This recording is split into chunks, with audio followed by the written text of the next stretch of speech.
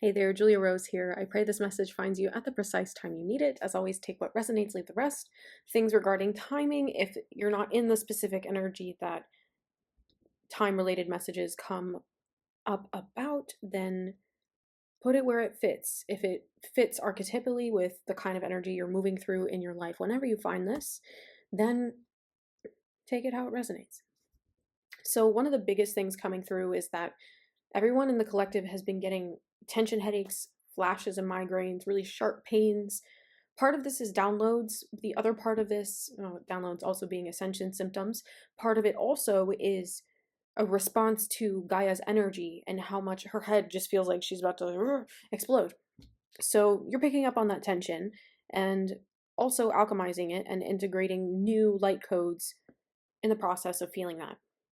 So really interesting synchronicity for some of you. Minotaurs. Minotaurs have been a very loud, they've been screaming them at me, my guides, in this message. I have already tried to record this, but I was asked to start over because I feel like there's something here that's trying to drive you away from understanding the truth of how far you've come. And the first card here was the Seven of Swords, and I said, okay. Then we had the Six of Wands, and I went, oh, okay. And then we have the Death card. And then the Eight of Wands. So Spirit is asking you to be comfortable resetting things, letting go of certain narratives, letting go of old perspectives that don't serve you. A lot of you are being asked or happily forced by Spirit to get in touch with yourself and to stop avoiding certain emotions, certain perspectives, certain realities that have been, up to this point, a hindrance in that they were not a part of your awareness. So as you're starting to become aware of these things, they're not actually standing in your way anymore because you're able to integrate more of your perspective, more of your reality into your conscious mind and release that, then to focus on what's right in front of you. It's so tempting as a seeker to avoid physicality, to avoid earthly life, to avoid coming into harmony with our physical bodies because there's so much pain and trauma and darkness here. And Spirit's asking you not to be afraid of that anymore, to lean in, because your soul signed up to be here to learn certain things, to actually agree. You agreed that darkness would be your teacher when you came here. You agreed that darkness would be your teacher. And Spirit needs to remind you all of some of those contracts that pain is meant to be a lesson.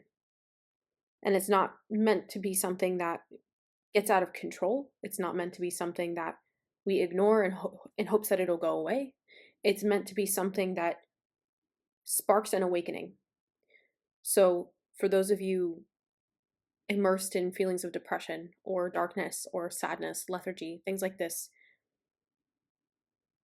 don't run from yourself.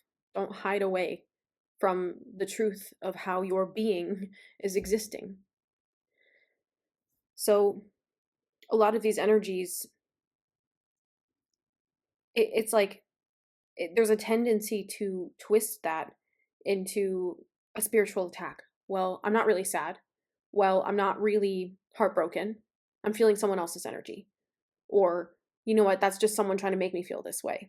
But the less accountability, the less responsibility that you take on for your own feelings, the harder it is for Spirit to help you change your life. Whether or not it's coming from outside of you or within you, if you're experiencing that, you have to assume some accountability and assume some responsibility in order to really look at it and see it for what it is, and then decide with that information what to do from there. So I feel like, yeah, Seven of Wands, it's been I feel like you're in a very defensive energy, like very on guard, very I mean, you're so used to feeling the onslaught of everything else around you that even your own emotions are feeling like they're attacking you just by your body trying to bring them up into your awareness so you can experience them for the truth that they want you to uncover. That in and of itself is actually feeling like it's an attack, but it's not. Your emotions are a very significant part of your reality, and people, psychologists even say, like, every single choice that people have, they will 99% of the time choose to act on emotion over logic. 99% of the time. So if logic's really that important and your emotional reality really isn't, how is it that you're making choices off of something you're not in touch with? Because your feelings are instinct. They're reactive. They're part of the way we learn how to operate in this reality. So avoiding them doesn't do you any good. Sitting with them as they come, even if it's the emptiness, that's a feeling. Commit to being present with yourself. Commit to not walking away. Two of Pentacles. Knight of Swords.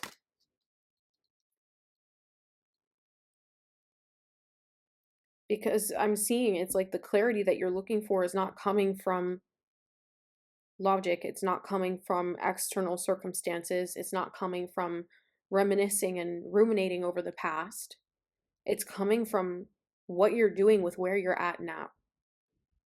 And I mean, that's literally why why the Creator allows us to forget.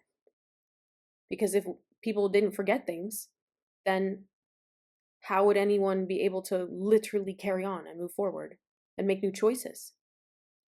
It would be nearly impossible. So what I'm seeing is that Spirit's urging you to reconnect with your distant emotions. Yeah, Six of Cups. That's going to bring the healing that you're looking for.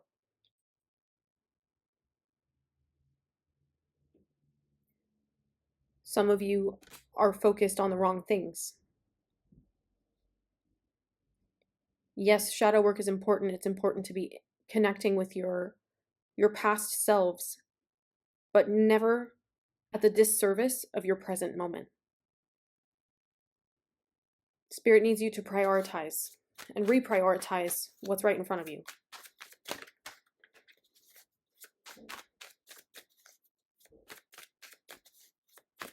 Notice that it's not your to-do list. It's not your past. It's what's right in front of you. Not the external. What's in front of you. What's going to be that next step forward. Four of Cups. Some of you need to meditate more. You need to be in stillness. And train your mind. Be more powerful than the discomfort of sitting in stillness. If it makes you anxious, just be anxious, but don't run away from it. Ooh, yeah, wow.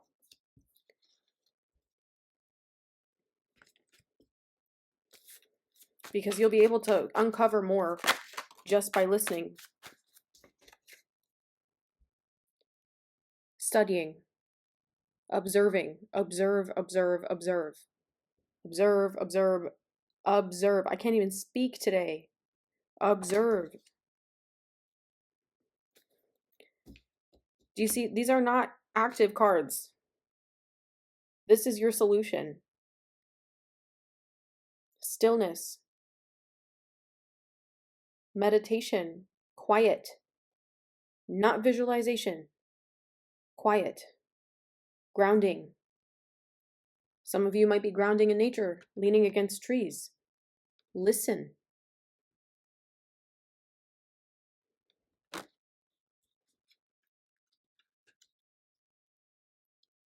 One foot in front of the other.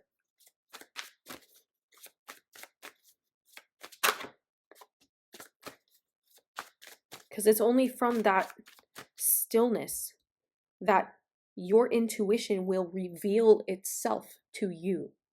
It's not something you can force. It's not something you can poke and prod at to make it work how you want. Your intuition, your spiritual gifts require your surrender. They require your attitude of service.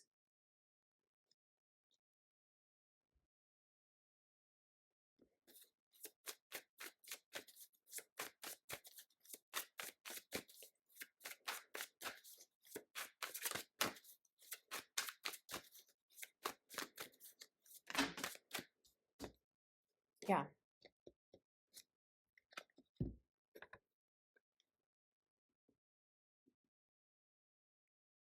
Perspective comes through openness, and openness is not an energy of overthinking, of ruminating, of questioning. It's a stillness. It's a pause. It's a quiet, mindful presence. Some of you think it's underrated. Spirit's telling you that's not true. Or, no, excuse me, that it's overrated, but it's underrated. Your mindfulness is the key to opening up what it is you're looking for.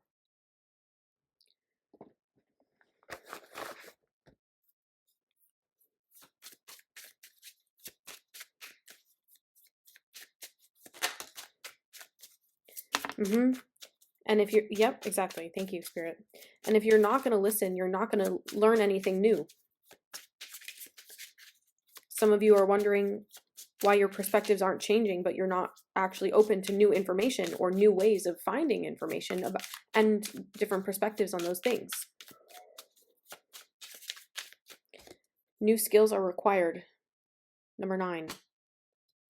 And number 2, there is more to learn from this situation. 1, 2, 3, 4. You could be seeing ascending numbers. 9s and 2s. Or 7s. 6, 7, 8. 4, 5, 6.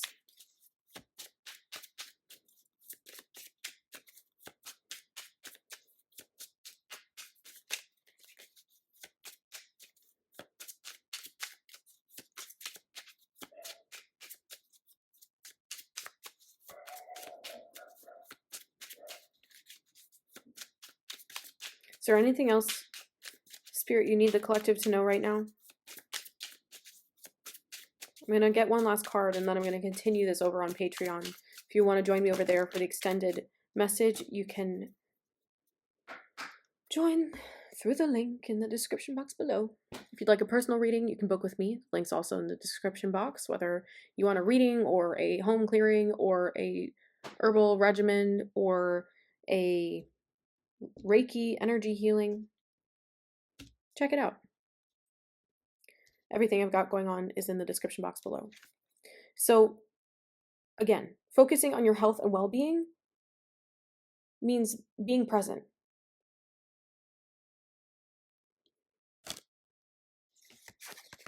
Focusing on your health and well-being means listening to the needs of your body.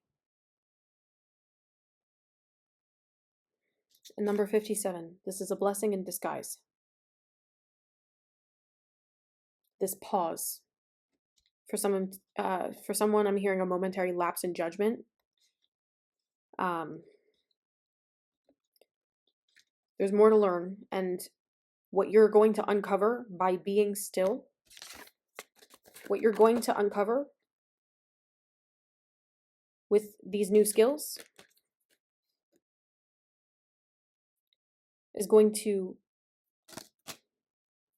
open up so much for you. And I'm going to get into that part of the message over on Patreon. And I'm hosting a new moon intention ceremony tomorrow night, Saturday, the 29th, 6:30 to 7:30 p.m. Eastern Standard Time. Tickets are $10 in the description box below. I guide everyone through a couple of meditations that really solidify our intentions. I'll dive into the solar eclipse energy as well as the new moon energy, giving a rundown of what to expect over the next moon cycle. And I look forward to seeing you there. All right. Take care. I'll see you in the next one.